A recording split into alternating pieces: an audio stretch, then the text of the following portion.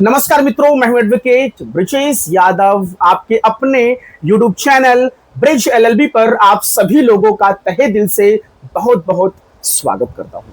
दोस्तों, आज की इस वीडियो क्लास के अंदर हम चर्चा करने वाले हैं, बात करने वाले हैं ऑनरेबल बॉम्बे हाई कोर्ट के द्वारा हाल ही में 30 अप्रैल 2026 को दिए गए एक बहुत ही महत्वपूर्ण फैसले और जजमेंट के बारे में। दोस्तों, कई बार ये देखा जाता है कि बैंक और एनबीएफसीज के द्वारा लोन के डिफॉल्ट और लोन के बोरोवर के खिलाफ में के अगेंस्ट में आर्बिट्रेशन की प्रोसीडिंग्स इनिशिएट कर दी जाती है बकाया राशि की रिकवरी और वसूली के लिए। और साथ ही साथ दोस्तों, आप लोगों के साथ में कई बार ऐसा हुआ होगा और आमतौर पर कॉमनली होता भी है, ये बैंक और एनबीएफसीज अपने मन के पसंद का एक इंस्टीट्यूशंस एक ओडीआर प्लेटफॉर्म का चुनाव सिलेक्शन कर लेती है। जैसे फॉर एग्जांपल कुछ फेमस ओडीआर प्लेटफॉर्म से दोस्तों, प्रीसॉल्व 360, समा, एड्रेस नाउ, जुपिटर संधि.com।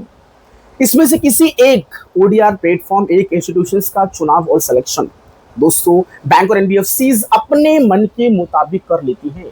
उनको जो अच्छा लगता है, उनको ऐसा लगता है कि हाँ, ये ओडीआर प्लेटफॉर्म मेरे फेवर में आगे चलकर अच्छा काम कर सकता है और मेरे फेवर में बढ़िया अच्छा अवार्ड और ऑर्डर पास करेगा और लोन डिफॉल्टर लोन बोरोवर के खिलाफ में के अगेंस्ट में दोस्तों ऑर्डर या फिर अवार्ड पास करेगा।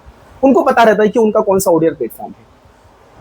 दूसरी चीज, यही ओडीआर प्लेटफॉर्म, यही इंस्टीट्यूशंस दोस्तों आगे चलकर ऑनलाइन तरीके से, डिजिटल तरीके से इस आर्बिट्रेशन की पूरी प्रोसीडिंग्स को चलाते हैं और इन्हीं ओडीआर प्लेटफॉर्म, इन्हीं इंस्टीट्यूशंस के माध्यम से दोस्तों सोल आर्बिट्रेटर का चुनाव, सिलेक्शन, अपॉइंटमेंट किया जाता है। बैंक और एनबीएफसीज ये कह देती है कि ये जो ओडीआर प्लेटफॉर्म है, ये जो इंस्टीट्यूशंस है, इनका हमसे कोई कनेक्शन नहीं है। ये ओडीआर प्लेटफॉर्म्स, ये इंस्टीट्यूशंस इंडिपेंडेंट हैं, इनसे हमारा कोई कनेक्शन नहीं है। तो सारी चीजें यही करने वाले हैं। तो दोस्तों, ये ओडीआर प्लेटफॉर्म एक सोल आर्बिट्रेटर का अपॉइंटमेंट, नियुक्ति कर देते हैं दोस्तों। फिर आगे चलकर यही सोल आर्बिट्रेटर, यही ओडीआर प्लेटफॉर्म्स दोस्तों लोन के डिफॉल्टर, लोन की बोरोवर को नोटिसेस सर्व करते हैं इस आर्बिट्रेशन की प्रोसीडिंग्स के संबंध में। जैसे सेक्शन 21 इन्वोकेशन ऑफ आर्बिट्रेशन की नोटिस, आर्बिट्रेटर के अपॉइंटमेंट की नोटिस, हियरिंग्स की नोटिस, कुछ इस प्रकार की नोटिसेस जल्द से जल्द एकदम स्पीडी मैनर में सर्व कर देते हैं। और दोस्तों, लोन के डिफॉल्टर, लोन के बोरोवर के खिलाफ में के अगेंस्ट में कब इंटरिम ऑर्डर पास हो जाता है कुछ पता ही नहीं चलता है। इतनी स्पीडी मैनर में इस प्रक्रिया को चलाया जाता है। कुछ इक्का दुक्का नोटिसेस सर्व करने के बाद तुरंत इमीडिएटली दोस्तों लोन के डिफॉल्टर, लोन के बोरोवर के खिलाफ में सेक्शन 17 में इंटरिम ऑर्डर पास कर दिया जाता है और इस इंटरिम ऑर्डर के अंदर लोन के डिफॉल्टर, लोन के बोरोवर का बैंक अकाउंट फ्रीज करने का ऑर्डर पास किया जाता है। इनकी चल संपत्तियों को, इनकी मूल प्रॉपर्टीज को अटैच करने का भी ऑर्डर पास कर दिया जाता है दोस्तों। लेकिन इस पूरी प्रक्रिया के संबंध में, के बारे में लोन डिफॉल्टर, लोन के बोरोवर को कोई जानकारी नहीं होती है। ये सारी चीजों से ये अनअवेयर रहता है दोस्तों, अनजान रहता है। और दोस्तों, आपको पता है ये ओडीआर प्लेटफॉर्म का चुनाव सिलेक्शन, ये इंस्टीट्यूशंस का चुनाव सिलेक्शन, ये सोल आर्बिट्रेटर का अपॉइंटमेंट, इनकी नियुक्ति दोस्तों लोन के डिफॉल्टर, लोन के बोरोवर की सहमति के बिना किया जाता है, इनके कंसेंट के बिना किया जाता है, जो कि आर्बिट्रेशन का जो एक्ट है 1996 उसके खिलाफ है दोस्तों, उसके अगेंस्ट ये माना जाता है। क्योंकि आर्बिट्रेशन का जो एक्ट है वो क्लियर कट कहता है कि ओडीआर इंस्टीट्यूशंस, ये जो डिजिटल जो प्लेटफॉर्म्स होते हैं, इनके चुनाव, इनके सिलेक्शंस में सोल आर्बिट्रेटर के अपॉइंटमेंट, इनके चुनाव, इनके सिलेक्शन में दोस्तों लोन के डिफॉल्टर, लोन की बोरोवर की कंसेंट, उनकी सहमति मैंडेटरी और कंपलसरी है as per the arbitration act दोस्तों। लेकिन ऐसा नहीं किया जाता है और लोन के डिफॉल्टर, लोन की बोरोवर के खिलाफ में दोस्तों एक्स पार्टी यूनिलैटरल तरीके से सोल आर्बिट्रेटर का अपॉइंटमेंट करके पूरी प्रोसीडिंग को चलाकर सेक्शन 17 में इंटरिम ऑर्डर भी पास होता है और आगे चलकर लोन के डिफॉल्टर, लोन के बोरोवर के खिलाफ में दोस्तों आर्बिट्रल अवार्ड भी पास कर दिया जाता है। बस ये जो सारी चीजें हुई है ना, कि एक व्यक्ति के खिलाफ में के अगेंस्ट में इंटरिम ऑर्डर पास कर देना, बैंक अकाउंट फ्रीज कर देना दोस्तों, इस प्रोसीडिंग को चैलेंज करने के लिए, ये जो अकाउंट फ्रीज करने का जो ऑर्डर पास हुआ था, इसको चैलेंज करने के लिए दोस्तों लोन के डिफॉल्टर, लोन के बोरोवर पहुंच जाते हैं माननीय बॉम्बे हाई कोर्ट के समक्ष और दोस्तों इस प्रोसीडिंग को चैलेंज कर देते हैं और एक पिटीशन फाइल कर देते हैं दोस्तों अंडर सेक्शन 37 में कि भैया मेरा जो अकाउंट आपने फ्रीज किया है ना, ये पूरी तरीके से इलीगल है और गैर कानूनी है दोस्तों। इसको चैलेंज कर दिया लोन के डिफॉल्टर, लोन के बोरोवर ने before the Bombay High court दोस्तों। और ऐसे एक मामले नहीं दोस्तों, ऐसे बहुत सारे मामले ऑनरेबल बॉम्बे हाई कोर्ट के समक्ष पहुंचे दोस्तों।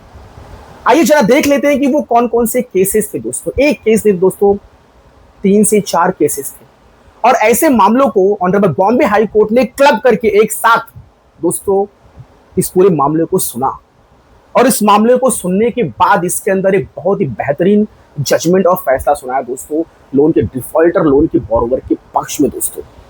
और ये जजमेंट और ये फैसला लोन के डिफॉल्टर, लोन के बोरोवर को बहुत काम आने वाला है। यदि आपके खिलाफ में, आपके अगेंस्ट में आपकी कंसेंट के बिना, आपकी सहमति के बिना ओडीआर प्लेटफॉर्म का सिलेक्शन चुनाव किया गया है, आर्बिट्रेटर का अपॉइंटमेंट आपकी कंसेंट के बिना, आपकी सहमति के बिना किया गया है दोस्तों, और आगे चलकर आपके खिलाफ में, आपके अगेंस्ट में इंटरिम ऑर्डर पास हुआ है, आपका बैंक अकाउंट फ्रीज कर दिया गया है, तो यदि आप इस मामले को खत्म करना चाहते हैं, इस आर्बिट्रेशन की प्रोसीडिंग्स को सेट असाइड करवाना चाहते हैं, इस इंटरिम ऑर्डर को आप खत्म करवाना चाहते हैं, अपने अकाउंट को अनफ्रीज करवाना चाहते हैं दोस्तों, तो आज मैं जो जजमेंट आपको देने वाला हूं, इस जजमेंट का उपयोग करके दोस्तों आप अपने अकाउंट को इमीडिएटली आप अनफ्रीज करवा सकते हो दोस्तों, क्योंकि इस पूरे मामले में इसी के संबंध में सारी बातें कही गई है दोस्तों।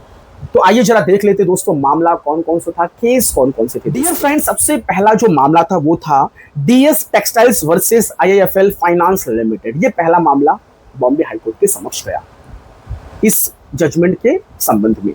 दूसरा मामला था दोस्तों Madhuram fabrics private limited versus IIFL finance limited, और तीसरा मामला था दोस्तों PR packing service versus IIFL finance limited. तो ये 3 मामले बॉम्बे हाईकोर्ट के समक्ष गए और बॉम्बे हाईकोर्ट ने इन तीनों मामले को दोस्तों क्लब करके, कंबाइंड करके इन तीनों मामले को सुना दोस्तों, और इस मामले में एक अपना बहुत बड़ा, एक अच्छा बढ़िया फैसला और जजमेंट दिया दोस्तों। और ये तीनों मामले दोस्तों आईआईएफएल फाइनेंस लिमिटेड करके एक फाइनेंस कंपनी थी दोस्तों, उसके खिलाफ, उसके अगेंस्ट में दोस्तों ये जो पिटीशन जो है वो फाइल की गई before the Bombay High court दोस्तों। तो आइए जरा दोस्तों समझ लेते हैं कि बॉम्बे हाई कोर्ट ने इस मामले को सुनने के बाद क्या कहा दोस्तों और क्या फैसला सुनाया दोस्तों। Dear friends, Bombay High Court ने एकदम क्लियर कट कह दिया है कि सोल आर्बिट्रेटर का चुनाव सिलेक्शन, ओडीआर प्लेटफॉर्म इंस्टीट्यूशंस का चुनाव सिलेक्शंस दोस्तों लोन कंपनियां, बैंक और एनबीएफसीज अपने मन के मुताबिक नहीं कर सकती हैं। यूनिलेटरल तरीके से सोल आर्बिट्रेटर का अपॉइंटमेंट और ओडीआर प्लेटफॉर्म्स का अपॉइंटमेंट पूरी तरीके से गैर कानूनी और इलीगल है दोस्तों, बॉम्बे हाई कोर्ट ने कहा। यदि आपको करना ही है तो इसमें आपको आर्बिट्रेशन का जो कानून है उसके मुताबिक चलना पड़ेगा, और आर्बिट्रेशन के कानून में कहा गया है कि सोल आर्बिट्रेटर का चुनाव सिलेक्शंस, ओडीआर प्लेटफॉर्म का चुनाव सिलेक्शंस लोन के डिफॉल्टर, लोन के बोरोवर के कंसेंट से होना चाहिए, उनकी सहमति से होना चाहिए। दूसरी चीज दोस्तों, बॉम्बे हाईकोर्ट ने यह कहा कि ये बैंक और एनबीएफसीज ओडीआर प्लेटफॉर्म इंस्टीट्यूशंस को दोस्तों आगे रखकर उनको इंडिपेंडेंट कहती है कि भाई ये जो कुछ भी हो रहा है मैं नहीं कर रहा हूं, ये तो ओडीआर प्लेटफॉर्म कर रही है, ये तो इंस्टीट्यूशंस कर रही है, ये तो इंडिपेंडेंट है, ये तो न्यूट्रल है, ये तो निष्पक्ष है, ये तो इम्पार्शियल है, ये सारी प्रोसीडिंग्स मैं नहीं कर रहा हूं, ये तो इंस्टीट्यूशंस ओडीआर प्लेटफॉर्म कर रही है। तो इस तरीके से आप अपने आप को पीछे रखकर और ओडीआर प्लेटफॉर्म को आगे रखकर आप अपने मन के मुताबिक ये सारे एक्ट करोगे तो ये गलत है पूरी तरीके से। आप ये नहीं कह सकते हैं कि ये ओडीआर प्लेटफॉर्म जो है ये इंडिपेंडेंट, ये इम्पार्शियल है, ये निष्पक्ष, ऐसा नहीं चलेगा, क्योंकि ये जो ओडीआर प्लेटफॉर्म है, ये जो इंस्टीट्यूशंस है, इसका चुनाव, इसका सिलेक्शन आपके मन के मुताबिक हुआ है, तो कहीं ना कहीं ये आपके पक्ष में ही तो काम करेगा। तो इस तरीके से ये चीजें नहीं चलेंगी, ये खेला बिल्कुल भी नहीं चलेगा। ऑनरेबल बॉम्बे हाई कोर्ट ने कह दिया दोस्तों।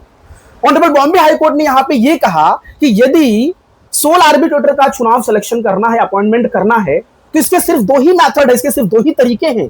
पहला तो है कि लोन के डिफॉल्टर, लोन के बोरोवर की कंसेंट लेनी चाहिए, उनकी सहमति से होना चाहिए, दोनों पक्षों की सहमति से होना चाहिए। दूसरा तरीका, यदि लोन का डिफॉल्टर लोन का बोरोवर सहमत नहीं है, उनकी कंसेंट नहीं है, तो आप हमारे पास आइए, या फिर जो भी कंसर्न हाई कोर्ट होगा, जहां पे सीट ऑफ आर्बिट्रेटर होगा, वहां की जो कंसर्न हाई कोर्ट होगी उनके समक्ष जाइए। आप section 11 the appointment of arbitrator की पिटीशन फाइल करिए और आप बॉम्बे हाई कोर्ट के माध्यम से सोल आर्बिट्रेटर का आप चुनाव सिलेक्शन अपॉइंटमेंट करवा के आइए। लेकिन आप अपने मन से नहीं कर सकते। यदि आप करेंगे तो ये पूरी तरीके से गैर कानूनी और इलीगल होगा। इस पूरी प्रोसीडिंग को जो आपने चलाया है ना, ये सब गलत है, ऐसा नहीं चलने वाला, बिल्कुल भी नहीं चलेगा। दूसरी चीज, इंस्टीट्यूशंस ओडीआर प्लेटफॉर्म के द्वारा इतनी कम समय में एक इंटरिम ऑर्डर पास कर देना और ये कहना कि लोन के डिफॉल्टर लोन के बोरोवर का बैंक अकाउंट फ्रीज कर देंगे, उनकी प्रॉपर्टी उनकी संपत्ति को अटैच कर देंगे और बिना लोन के डिफॉल्टर लोन के बोरोवर को सुने, बिना उनकी सहमति के आप ये पूरी प्रोसीडिंग चलाकर इस प्रकार का इंटरिम ऑर्डर पास करते हैं, जो कि पूरी तरीके से गलत है दोस्तों, गैर कानूनी और इलीगल है।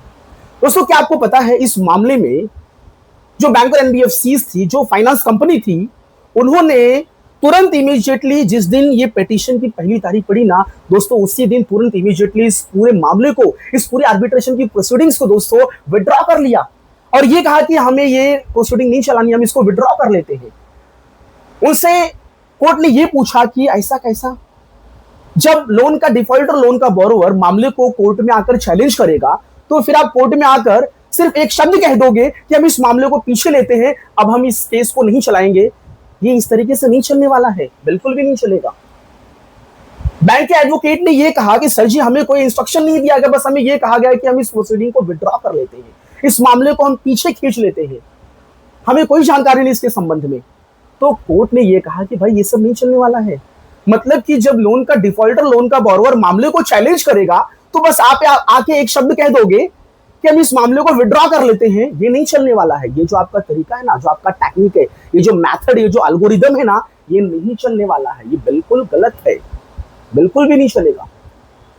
आर्बिट्रेशन का जो कानून है वो क्लियर कट कहता है कि आर्बिट्रेशन की प्रोसीडिंग्स पूरी तरीके से निष्पक्ष होनी चाहिए, इम्पार्शियल होनी चाहिए, न्यूट्रल होनी चाहिए, दोनों पक्षों की सहमति से होना चाहिए। आप सेक्शन 17 में इंटरिम ऑर्डर इतना जल्दी, इतना फास्ट, इतना स्पीडी मैनर में पास कर रहे हैं आप, ये तो गलत है ना। यदि सोचिए जरा, यदि कोई व्यक्ति लोन का डिफॉल्टर लोन का बोरोवर यदि कानून का जानकार नहीं रहेगा, वो गरीब व्यक्ति रहेगा, तो वो हाई कोर्ट जाकर इस मामले को चैलेंज करने में उसकी हिम्मत नहीं होगी, क्योंकि वो गरीब आदमी है, इतना खर्चा लगेगा हाई कोर्ट में जाने में, पिटीशन फाइल करने में, तारीख देखने में, कई लोग तो जाएंगे ही नहीं। और ऐसे में आप इंटरिम ऑर्डर का डर दिखाकर आप लोन की रिकवरी करेंगे। लोन की रिकवरी करिए, वो अपनी जगह पे वो सही है, लेकिन गलत तरीके से रिकवरी बिल्कुल भी नहीं चलेगा। आप इंटरिम ऑर्डर का डर दिखाकर, उनका बैंक अकाउंट फ्रीज करके, उनकी प्रॉपर्टी का अटैचमेंट का ऑर्डर दिखाकर आप उनको प्रेशर बना रहे हैं और सेटलमेंट करके आप अपने पैसे की रिकवरी कर रहे हैं। आप पैसे की रिकवरी करिए, इस चीज को मना ही नहीं है, लेकिन गलत तरीके से प्रक्रिया चलाकर आप रिकवरी करेंगे, ये बिल्कुल भी नहीं चलेगा दोस्तों। Clear cut Bombay High Court ने कहा दोस्तों, ये मैनिपुलेटेड तरीके से, ये गलत तरीके से बिल्कुल भी नहीं चलेगा।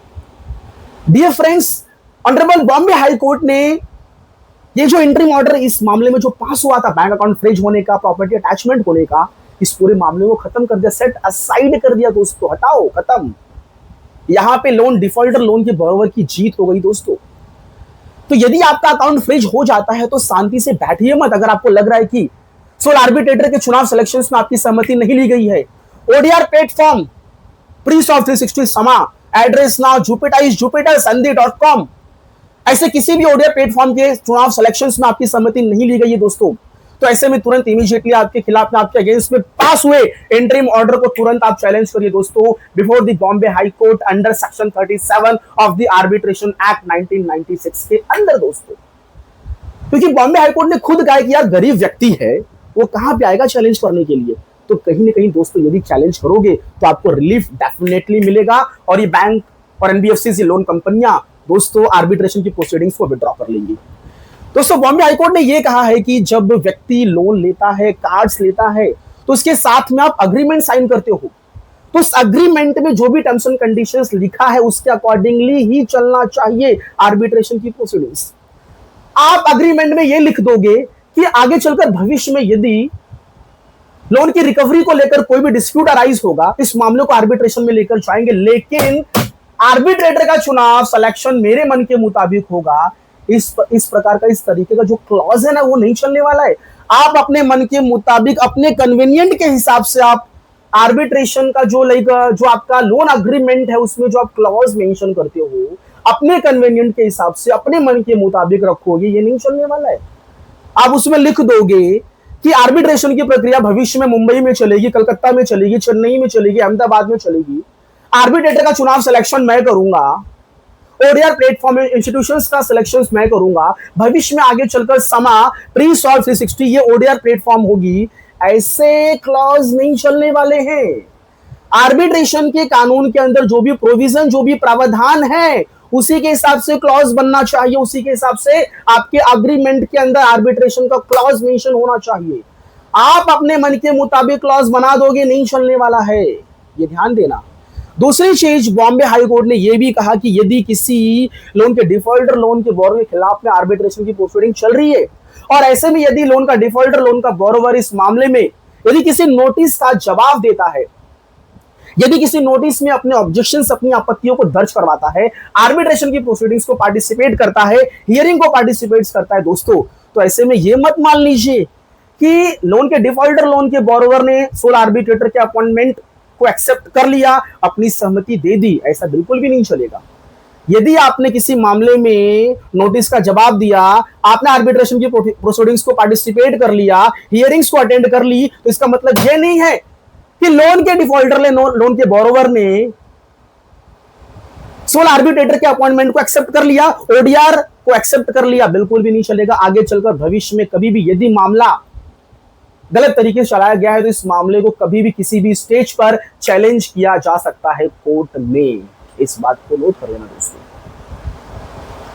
Dear friends, honourable Bombay High Court ने यह भी कहा कि ये जो फैसला मैं दे रहा हूं ना, ये जो जजमेंट दे रहा हूं मैं, इस जजमेंट की कॉपी को जो भी इस फाइनेंस कंपनी के जो मैनेजिंग डायरेक्टर्स हैं उनके पास ये फैसले की कॉपी दी जाए, उनके जो भी ऑडिटर्स हैं, जो भी कमिटीज हैं, उनके पास ये फैसले की कॉपी दी जाए और वो इस जजमेंट को, इस फैसले को पढ़े और अपने इंटरनल पॉलिसीज, उनका जो भी नियम कानून है अंदर का कि आर्बिट्रेशन कैसे चलाना है, उसको सही तरीके से चलाए।